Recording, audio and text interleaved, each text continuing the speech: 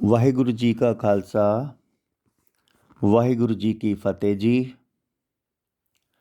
ਅੱਜ ਅਸੀਂ ਜਿਸ ਵਿਸ਼ੇ 'ਤੇ ਵਿਚਾਰ ਕਰਾਂਗੇ ਉਹ ਹੈ ਬੈਟਲ ਆਫ ਸਾਰਾਗੜ੍ਹੀ।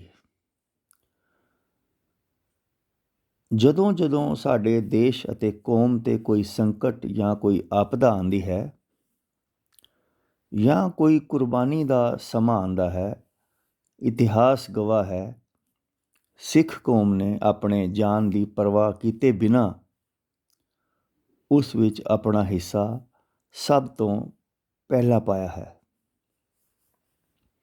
ਹਿੰਦੁਸਤਾਨ ਦੇ ਵਿੱਚ ਹੀ ਨਹੀਂ, ਸਿੱਖਾਂ ਨੇ ਪੂਰੇ ਸੰਸਾਰ ਦੇ ਵਿੱਚ ਸਿੱਖ ਕੌਮ ਦਾ ਨਾਮ ਇਸ ਕਰਕੇ ਉੱਚਾ ਕੀਤਾ ਹੈ।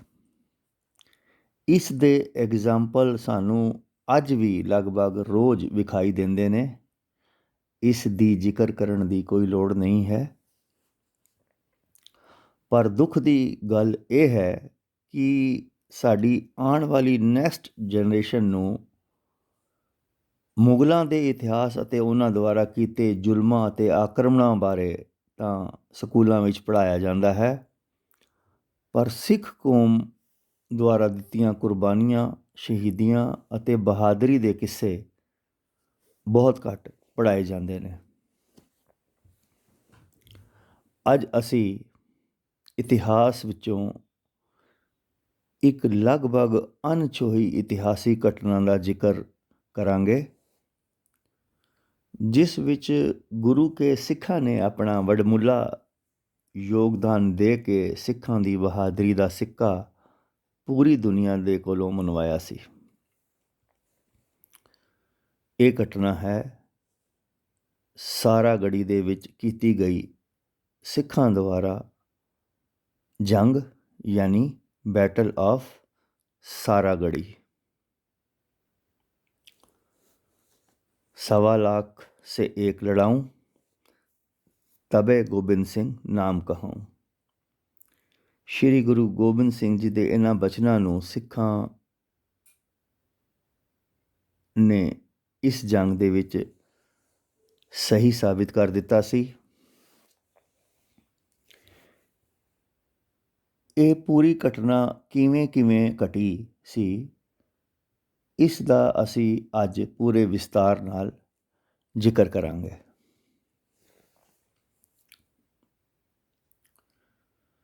ਇਹ ਜੋ ਘਟਨਾ ਹੈ ਦੇਸ਼ ਆਜ਼ਾਦ ਹੋਣ ਤੋਂ ਪਹਿਲਾਂ ਦੀ ਹੈ। ਦੌਰ ਸੀ ਸੰਨ 1897 ਦਾ, ਜਦੋਂ ਦੇਸ਼ ਦੇ ਵਿੱਚ ਬ੍ਰਿਟਿਸ਼ ਰਾਜ ਹੁੰਦਾ ਸੀ। ਇਸ ਰਾਜ ਦਾ ਜੋ ਦਬਦਬਾ ਸੀ ਉਸ ਵੇਲੇ ਲਗਾਤਾਰ ਵੱਧਦਾ ਜਾ ਰਿਹਾ ਸੀ। ਇਸੀ ਨੂੰ ਮੁੱਖ ਰੱਖਦਿਆਂ ਅੰਗਰੇਜ਼ਾਂ ਨੇ ਅਫਗਾਨਿਸਤਾਨ 'ਤੇ ਵੀ ਹਮਲਾ ਕਰਨਾ ਸ਼ੁਰੂ ਕਰ ਦਿੱਤਾ ਅਤੇ ਜਿੱਤ ਕੇ ਉੱਥੇ ਵੱਖ-ਵੱਖ ਜਗ੍ਹਾਵਾਂ 'ਤੇ ਆਪਣੀ ਹਕੂਮਤ ਨੂੰ ਫੈਲਾ ਦਿੱਤਾ। ਸਾਰਾਗੜ੍ਹੀ ਅੰਗਰੇਜ਼ੀ ਹਕੂਮਤ ਦੁਆਰਾ ਜਿੱਤੀ ਹੋਈ ਇੱਕ ਪ੍ਰਮੁੱਖ ਜਗ੍ਹਾ ਸੀ, ਕਿਉਂਕਿ ਇਸ ਸਾਰਾਗੜ੍ਹੀ ਦੇ ਨਾਲ ਸਟਦੇ ਹੋਏ ਹੀ ਉਹਨਾਂ ਨੇ ਆਪਣੀ ਸੈਨਾ ਦਾ ਇੱਕ ਵਿਸ਼ਾਲ ਹੈੱਡਕੁਆਟਰ ਬਣਾਇਆ ਹੋਇਆ ਸੀ। ਇਸ ਲਈ ਇਸ ਜਗ੍ਹਾ ਦੀ ਹਿਫਾਜ਼ਤ ਕਰਨਾ ਬਹੁਤ ਜ਼ਰੂਰੀ ਸੀ। ਉਹਨਾਂ ਨੇ ਇਸ ਦੀ ਹਿਫਾਜ਼ਤ ਦੀ ਜ਼ਿੰਮੇਵਾਰੀ ਉਹਨਾਂ ਨੇ ਕੁਝ ਖਾਸ ਜਾਂਬਾਜ਼ ਅਤੇ ਬਹਾਦਰ 21 ਸਿੱਖਾਂ ਨੂੰ ਦੇ ਦਿੱਤੀ। ਅੰਗਰੇਜ਼ਾਂ ਨੂੰ ਇਹਨਾਂ ਦੀ ਬਹਾਦਰੀ ਅਤੇ ਵਫਾਦਾਰੀ 'ਤੇ ਪੂਰਾ ਵਿਸ਼ਵਾਸ ਸੀ, ਕਿਉਂਕਿ ਬ੍ਰਿਟਿਸ਼ ਸੈਨਾ ਅਫਗਾਨਿਸਤਾਨ 'ਤੇ ਲਗਾਤਾਰ ਹਮਲੇ ਕਰਦੀ ਰਹਿੰਦੀ ਸੀ। ਸੋ ਅਫਗਾਨੀ ਹਕੂਮਤ ਅਤੇ ਅਫਗਾਨੀ ਲੋਕ ਇਹਨਾਂ ਤੋਂ ਅਕਸਰ ਨਾਰਾਜ਼ ਰਹਿੰਦੇ ਸੀ। ਦੋਨਾਂ ਦੇ ਵਿੱਚ ਆਪਸੀ ਮਨ ਮਿਟਾਵ ਜਿਹੜਾ ਹੈ ਉਹ ਬਣਿਆ ਰਹਿੰਦਾ ਸੀ। ਬਾਰ-ਬਾਰ ਅਫਗਾਨੀ ਵੀ ਬਦਲਾ ਲੈਣ ਦੀ ਪੂਰੀ ਕੋਸ਼ਿਸ਼ ਕਰਦੇ ਰਹਿੰਦੇ ਸੀ। ਯਾਨੀ ਸਾਰਾਗੜ੍ਹੀ ਦਾ ਮਾਹੌਲ ਬਹੁਤ ਗਰਮ ਸੀ। ਦੋਨੋਂ ਤਰਫ ਦੀਆਂ ਸੈਨਾਵਾਂ ਹਮੇਸ਼ਾ ਅਲਰਟ ਰਹਿੰਦੀਆਂ ਸੀ।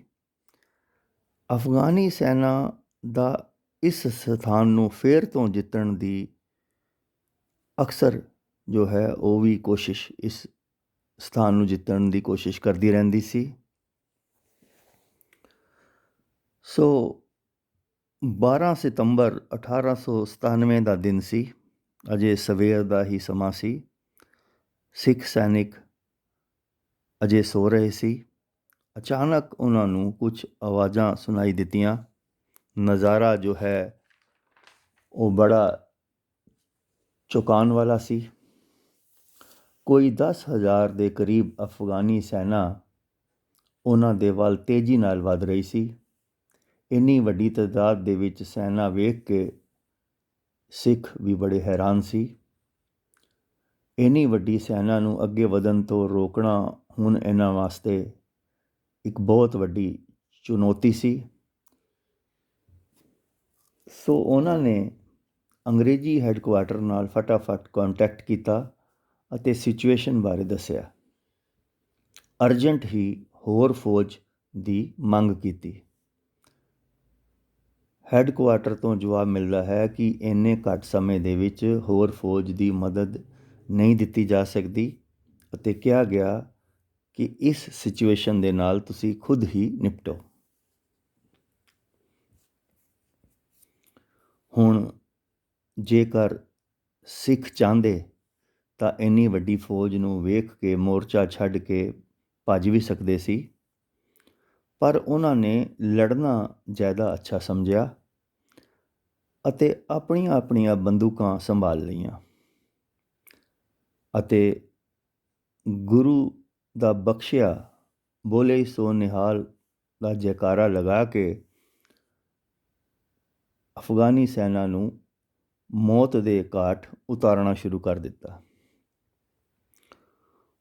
ਹੁਣ ਅਫਗਾਨੀ ਜਿਹੜੀ ਸੋ ਸੈਨਾ ਸੀ ਉਹਨਾਂ ਨੇ ਵੀ ਇਹ ਸੋਚ ਲਿਆ ਕਿ ਸਾਡੇ ਲਈ ਇਹ ਜੰਗ ਜਿੱਤਣਾ ਬਹੁਤ ਮੁਸ਼ਕਿਲ ਹੈ, ਅਤੇ ਫਿਰ ਉਹਨਾਂ ਨੇ ਇਕਜੁੱਟ ਹੋ ਕੇ 21 ਸਿੱਖਾਂ ਦੇ ਉੱਤੇ ਹਮਲੇ ਜਿਹੜੇ ਨੇ ਉਹ ਹੋਰ ਤੇਜ਼ ਸ਼ੁਰੂ ਕਰ ਦਿੱਤੇ, ਪਰ ਸਿੱਖਾਂ ਦੀ ਬਹਾਦਰੀ ਦੇ ਸਾਹਮਣੇ ਉਹ ਨਾਕਾਮ ਲਗਾਤਾਰ ਹੁੰਦੇ ਗਏ।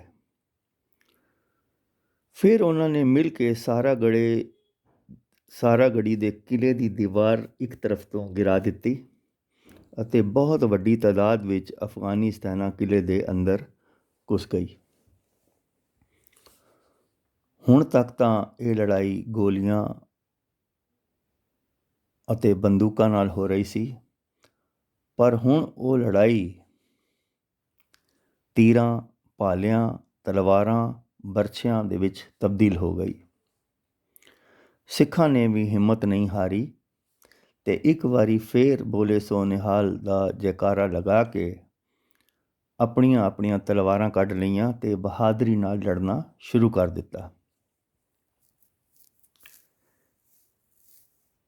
ਕਈ ਅਫਗਾਨੀ ਸੈਨਾ ਨੂੰ ਉਹਨਾਂ ਨੇ ਪਲਾਂ ਦੇ ਵਿੱਚ ਮੌਤ ਦੇ ਘਾਟ ਉਤਾਰ ਦਿੱਤਾ, ਕਿਉਂਕਿ ਅਫਗਾਨੀ ਸੈਨਾ ਦੀ ਗਿਣਤੀ ਬਹੁਤ ਸੀ, ਤਾਦਾਦ ਬਹੁਤ ਜ਼ਿਆਦਾ ਸੀ। ਇਸ ਕਰਕੇ ਉਹ ਲੜਦੇ ਲੜਦੇ ਇੱਕ ਇੱਕ ਕਰਕੇ ਸ਼ਹੀਦ ਹੁੰਦੇ ਗਏ ਅਤੇ ਹੌਲੀ ਹੌਲੀ ਸਭ ਉਸ ਜੰਗ ਦੇ ਵਿੱਚ ਸ਼ਹੀਦੀ ਪਾ ਗਏ। ਅਗਲੇ ਦਿਨ ਹੀ ਬ੍ਰਿਟਿਸ਼ ਪਾਰਲੀਮੈਂਟ ਦੇ ਵਿੱਚ ਪੂਰੀ ਇਸ 21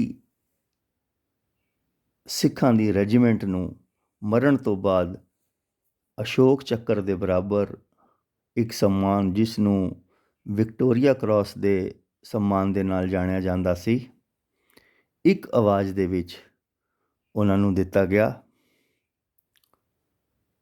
ਭਾਵੇਂ ਭਾਰਤ ਦੇ ਵਿੱਚ ਇਸ ਜੰਗ ਦਾ ਜ਼ਿਕਰ ਜ਼ਿਆਦਾ ਨਹੀਂ ਕੀਤਾ ਜਾਂਦਾ,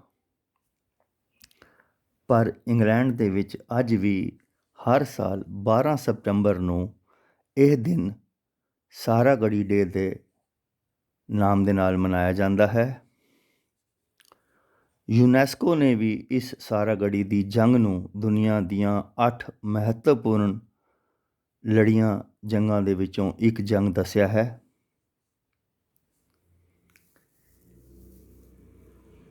ਇਹ ਸੀ ਬੈਟਲ ਆਫ ਸਾਰਾਗੜੀ ਦੀ ਜੰਗ ਦਾ ਇਤਿਹਾਸ।